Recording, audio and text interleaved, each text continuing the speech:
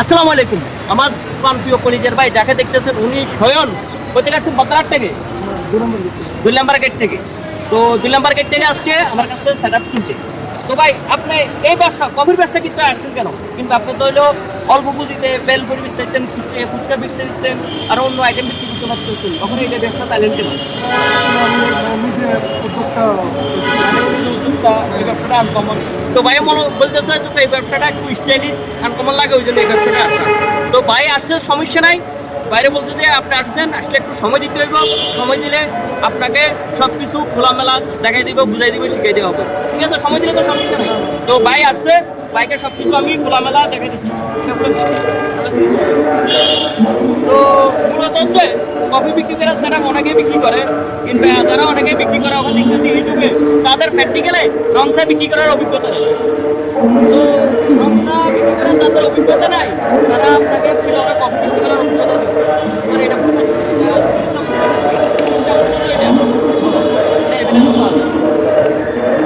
তো মূলত হচ্ছে এই জন্য আমার কাছ থেকে যারা নেয়, যারা সেটা কিনে, কিংবা তাদেরকে সব কিছু খোলামেলা সব কিছু বুঝিয়ে দিয়ে শিখিয়ে দিই।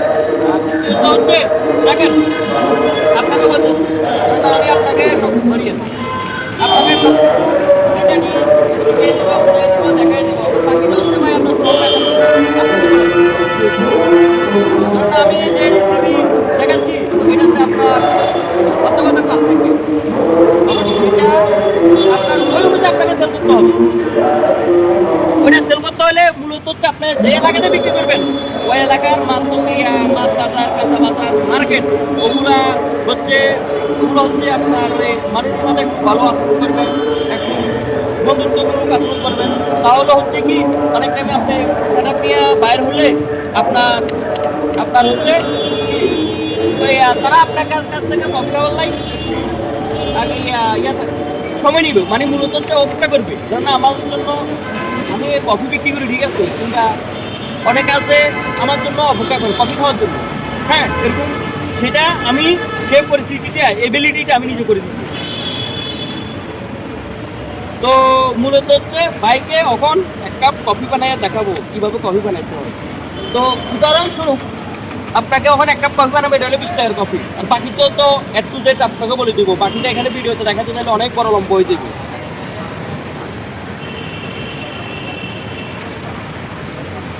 এটা হলো 100 মিলি কাপ, ঠিক আছে, 20 টাকার কফি। এই যে কাপের ইয়াটা এখানে আসবে, ঠিক আছে।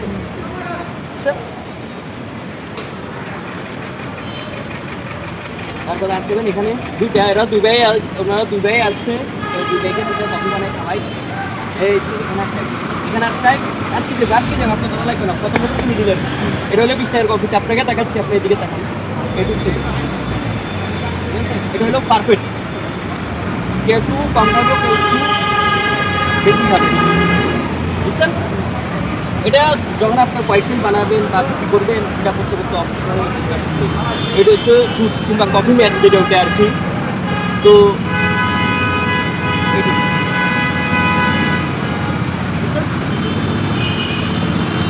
কফিতে আর যেটা 10 টাকা বা 15 টাকা দিচ্ছেন, সেটা হালকা করে আর হইলো কফি। কফিটা হলো মেন। কফিটা হচ্ছে যেহেতু আপনি অরিজিনাল নেসকফি দিচ্ছেন, ঠিক আছে, এটা কফিটা জাস্ট ফ্লেভার আসার জন্য।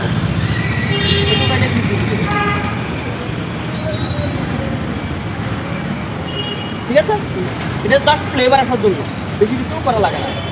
তারপরে আপনার এখান থেকে হালকা চাপ দিতে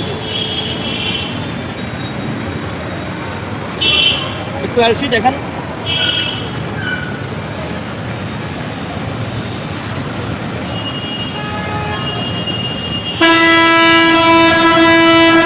এটা যেটা বলছেন এটাতে স্পিরিট কম, ওটাতে হার্ট স্ট্রং, ওটাতে স্ট্রং, ওটার মোটর বড়। চাপ দেন, হালকা চাপ দেন, আপনার চাপ দেন, চান না, মানে কাপটা একটু খালি রাখবেন, খালি রাখলে আর একটু ভালো হয়। এটা আপনি খান, আপনি খান। এই দেখেন আমি আবার কিভাবে বানাইতেছি, এই তো হালকা হালকা চাপ দিবেন। তারপরে আচ্ছা, আপনি পক্ষ বলবেন না বিপক্ষ বলবেন না, আমি যেভাবে কফি বানাই দিছি, কফি কেমন হচ্ছে? আপনি এভাবে কফি বিক্রি করেন? আমি যে রেসিপি দেখাইছি সেটা তো আপনার প্র্যাকটিক্যালি আপনার সামনাসামনিতে দেখাইছি, আপনার সামনাসামনিতে দেখাইছি। এটা এই দেখেন এইটুকু দিলেন, তাহলে যিনি কফি খাবে ওনার কাছে টেস্টও ভালো লাগবে। ওনার পানিটা কম দিলে একটু পাঞ্জা পানি টাইপ হবে, তাহলে আপনার একটু হালকা পাঞ্জা মারবে কিন্তু এটা আবার ভালো লাগবে। তো সামনে ক্যামেরার পিছনে আছে ভাই, এবার ওনার লোক আসছে, আপনার নেন। তো